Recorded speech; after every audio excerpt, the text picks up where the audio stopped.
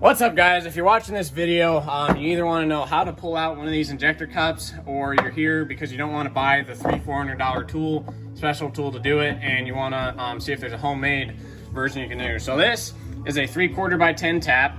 What you're going to do is tap it into the old injector cup in the cylinder, pull your tap out, put a 3/4 by 10 bolt in there, and then you can put your slide hammer on the end of this. You can get creative. You can weld a nut onto it, screw your slide hammer directly in.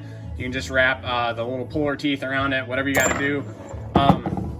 When you go to tap this out, what I recommend doing, take a little piece of rag, put a bunch of grease on it, stuff that down the bottom of the hole to catch any shavings, and then put a bunch of heavy tractor grease or something on your tap, and that'll catch all the shavings that way too. So that'll get it out. And then when you go back in with it, this is where opinions are going to differ a lot. Some people use Loctite, some people use motor assembly lube, WD-40. Some people just put the thing in dry.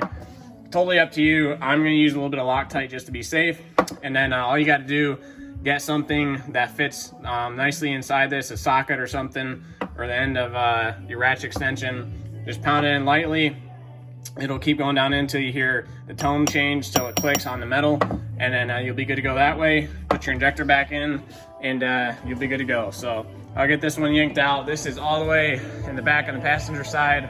Number 7, somebody was putting the injector in and broke off the injector hold down bolt and decided it was good enough. They just put it back together and tried to run it how it was, and the injector ended up lifting up. You can see all the carbon and combustion that came up around it because the injector was lifted up so high, and yeah, it's just a big mess. So you can do this in the truck.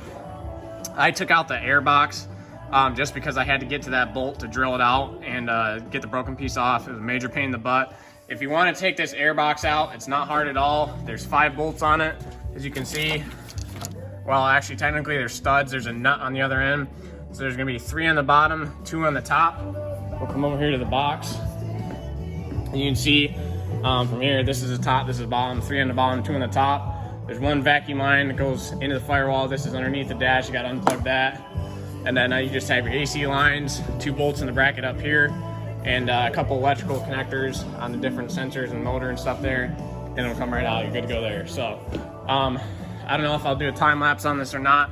We'll see, but I'll get this all set up and we'll get that pulled out of there, and then I'll show you what it looks like when it's all back together.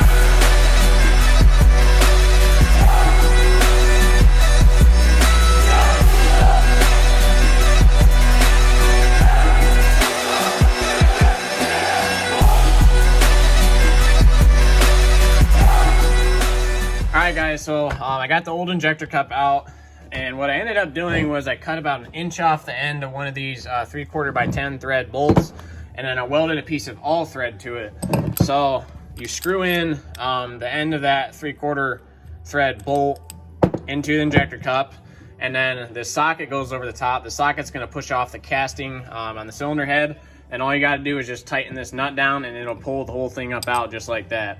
So originally I planned on just screwing the bolt in it, and I was going to pull on it with a slide hammer, but the slide hammer I have is too long, and it was going to be hitting the firewall. I couldn't get straight on it, and I just couldn't get enough force to rip it out. So got the old one out. Next thing obviously is to put the new one in. So take your 3/8 extension, fits in there perfect, drive it right in there. Make sure you put a little Loctite around the outside of it, and then very important note, make sure you drain the coolant out before you pull that before you pull the old injector cup out, because it's surrounded by coolant from the cylinder head. So as soon as you pull that cup out, a bunch of coolant's gonna flood your cylinder, and you don't want that. So make sure you drain the coolant out and then clean the hole up and everything, get it nice and dry before you put the new one in, and then you'll be good to go. So there it is. That's how you can pull one of these injector cups out and reinstall it without that special $300-400 tool.